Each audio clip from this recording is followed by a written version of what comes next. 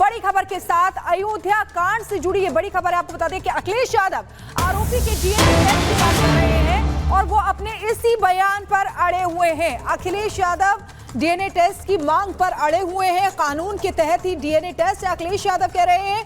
कानून के अनुसार टेस्ट में क्या परेशानी है? 7 साल की सजा वाले केस में डीएनए टेस्ट अखिलेश यादव ये कह रहे हैं। तो देखिए किस तरीके से अखिलेश यादव जो डीएनए टेस्ट की मांग कर रहे थे आरोपी को लेकर, अब वो उसी बयान पर अड़े हुए हैं और कह रहे हैं कानून के तहत ही डीएनए टेस्ट है। आइए सुनते हैं क्या कहा। कोई पॉलिटिकल पार्टी, अगर समाजवादी पार्टी ये बात कहती है कि डीएनए टेस्ट होना चाहिए, कैसे मुख्यमंत्री हैं ये, इन्हें कौन राय दे रहा है? ये कानून किसका संशोधित है? ये इन्हीं का संशोधित कानून है 2023 का, जिसमें ये कहा गया है कि डीएनए टेस्ट होना चाहिए अगर 7 साल से ज्यादा किसी की सजा का कोई प्रावधान है तो क्या गलत मांगा?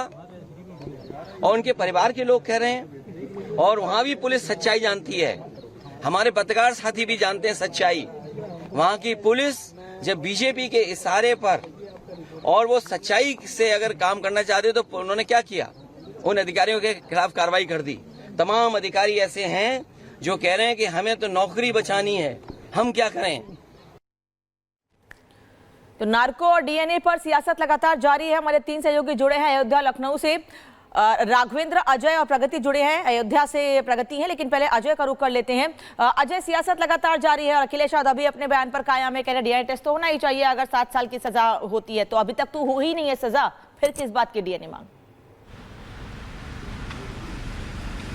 बिल्कुल, समाजवादी पार्टी ने इस मामले में तो बिल्कुल स्टैंड ही लेकर रखा है। न्याय के जो पैरामीटर्स हैं उनके परस्पर अलग हटकर दो अखिलेश यादव अपना पक्ष रखते दिखाई दे रहे हैं। चाहे वो समाजवादी पार्टी का ट्विटर हैंडल हो, समाजवादी पार्टी का अयोध्या के नेता हो, खुद राष्ट्रीय अध्यक्ष पार्टी के अखिलेश यादव हो, वो डीएनए टेस्ट की बात कर रहे हैं। वैधानिक तौर पर ये पक्ष सही हो सकता है, लेकिन पिछड़े समाज से आने वाली वो बच्ची, उसने एफआईआर में जो डिटेल दी है वो डिटेल सुनकर रोंगटे खड़े हो जाते हैं। जो बातें उसने बताई है, दोनों ने उसके साथ जो कुछ किया है, तो बेनिफिट ऑफ डाउट जो है वो बच्ची को स्पेस देने की बजाय, उसकी बात को अखिलेश यादव को खुद जाकर मिलकर सुनने की बजाय, एक तरीके से जो दूसरे पक्ष की बात है उसकी तस्दीक करना, उसको ही सही मान लेना, ये सवाल खड़ा करता है। और इन्हीं सब बातों को लेकर तमाम निषाद समाज के जो लोग हैं आंदोलनरत अयोध्या में दिखाई दे रहे हैं। लखनऊ में भी उस आवाज का शोर दिखाई दे रहा है और बुलडोजर का एक्शन तो हुआ है और अगली किस्त जो है उस एक्शन की जल्दी फिर से अयोध्या में देखने को मिलने वाली है।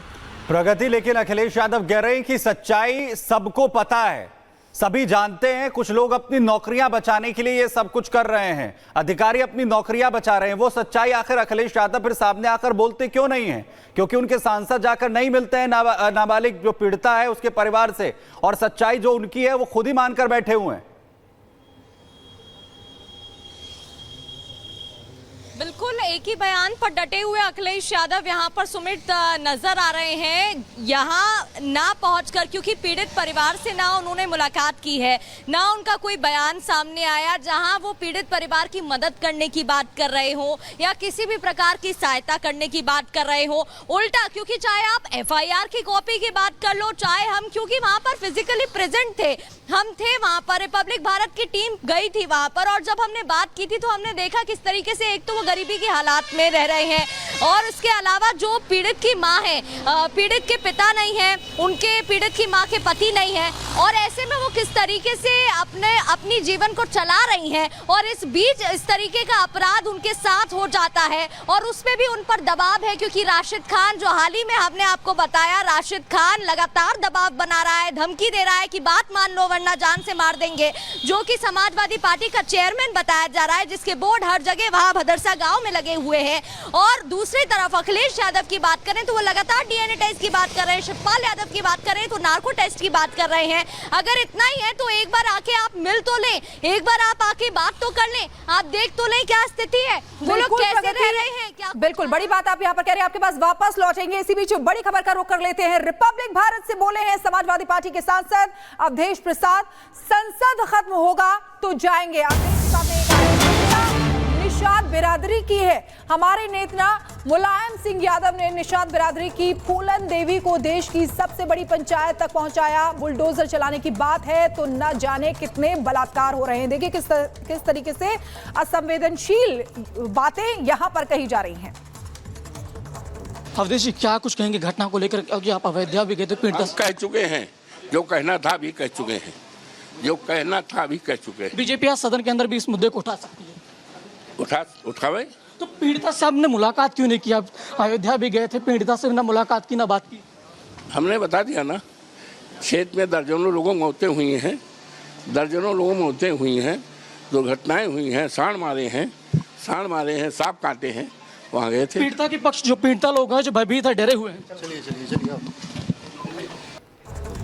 तो अवधेश प्रसाद कह रहे हैं कि और भी घटनाएं हुई थी, वहां पर वो गए थे, लेकिन नाबालिग पीड़िता से मिलना उन्हें जरूरी नहीं लगता और इसलिए सवाल भी कई खड़े होते हैं। सवाल जो है वो सीधे तौर पर खड़े हो रहे हैं। आपको दिखाते हैं कि आखिर सवाल ये कि एक हफ्ते के बाद भी पीड़िता से आखिर क्यों नहीं मिले अवधेश प्रसाद, सांसद हैं, उनकी जिम्मेदारी है। सवाल यह भी कि आरोपी मोहित को बचाने में आखिर क्यों अखिलेश और अवधेश प्रसाद लगे हुए हैं। वहीं डीएनए और नार्को की मांग यहां पर की जा रही है।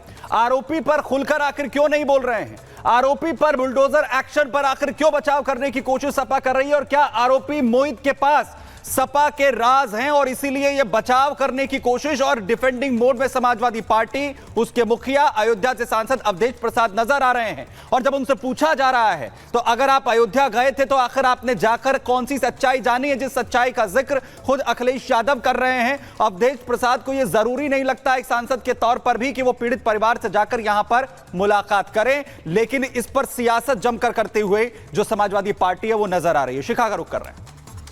बिल्कुल, और सीधे राघवेंद्र के पास चलेंगे जो हमारे साथ जुड़े हुए हैं हमारे सहयोगी अयोध्या से। राघवेंद्र, देखिए लगातार समाजवादी पार्टी की तरफ से अखिलेश यादव खुद भी कह रहे हैं, डीएनए टेस्ट की बात कर रहे हैं। सच से जो दूरी बनाई जा रही है समाजवादी पार्टी की तरफ से, क्या उनकी कोई मजबूरी है ये?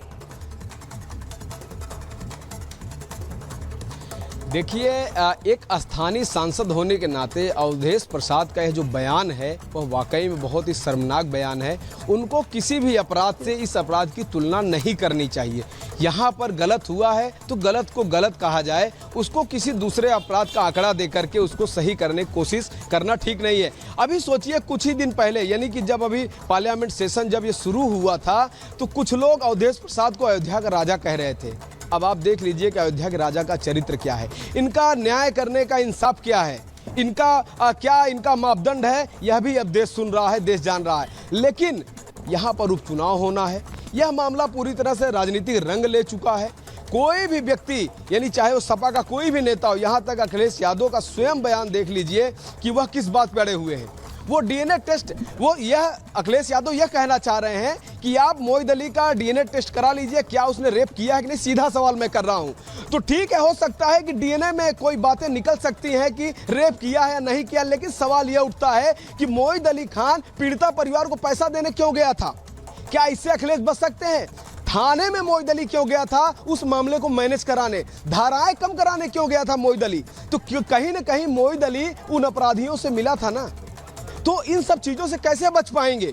कहते हैं कि अपराध करने वाले से ज्यादा दोषी अपराधी वह होता है जो उकसाता है। यानी कोई व्यक्ति कहता है कि आप गोली मार दो, राघवेंद्र, और इसीलिए इस पूरे मामले पर सवाल उठ रहे हैं कि क्योंकि ये भी कहा जा रहा है कि रात को 11 बजे पीड़ित परिवार को धमकाने के लिए भी मोहित खान के कुछ लोग गए थे, लेकिन समाजवादी पार्टी के नेता को इस पर कोई जवाब नहीं सूझ रहा है। लेकिन रेप का जो आरोपी है मोहित खान, वो 50 करोड़ का मालिक है। कैसी संपत्ति है, क्योंकि कई जगह पर बुलडोजर भी चला है। अयोध्या रेप केस का आरोपी मोहित खान बहुत रसूखदार है, उसके रसूख का अंदाजा लगाया जा सकता है कि अखिलेश यादव जैसे नेता भी उनको बचाने पर उतारू है लगातार। उसके पास 50 करोड़ से ज्यादा की संपत्ति है। उसकी बेकरी पर बुलडोजर चल चुका है, लेकिन फिर भी और संपत्ति अभी उसके पास है। कई शॉपिंग कॉम्प्लेक्स है, आलीशान घर है और काफी जमीन है मोहित खान के पास। उसका रसूख इतना था कि उसके घर में पुलिस चौकी खुली हुई थी।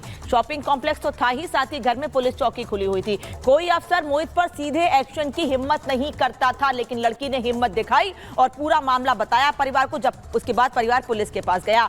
मोहित पर लगातार आरोप लग रहे हैं। पिछले 20 सालों से वो समाजवादी पार्टी का वफादार रहा है और अवधेश प्रसाद जो कि सांसद हैं उनका करीबी बताया जा रहा है। दूसरी क्लास तक पढ़ा हुआ है मोहित, पहले प्रॉपर्टी का काम करता था और इसीलिए उसकी अयोध्या में बड़ी प्रॉपर्टी है और उसकी प्रॉपर्टी पर जो इलीगल प्रॉपर्टी है उस पर एक्शन लिया जा रहा है। जमीन जायदाद के साथ ही वो लोकल राजनीति करने लगा, यानी प्रॉपर्टी के काम के साथ साथ वो राजनीति भी करने लगा। मुस्लिम समुदाय में मोहित की अच्छी पकड़ गड़बड़ बन गई थी और यही वजह है कि एक बड़ा वोट बैंक है मोहित से जुड़ा हुआ, जिसको समाजवादी पार्टी खोना नहीं चाहती है क्या? इसीलिए लगातार सपा के नेता अखिलेश यादव समेत शिवपाल यादव मोहित खान को बचाने पर अड़े हैं। यही वजह है कि डीएनए नार्को टेस्ट की मांग की जा रही है। बढ़ते आगे इस खबर पर आगे आपको अपडेट देते रहेंगे। फिलहाल देखते हैं देश दुनिया की बड़ी खबरें 5 मिनट में।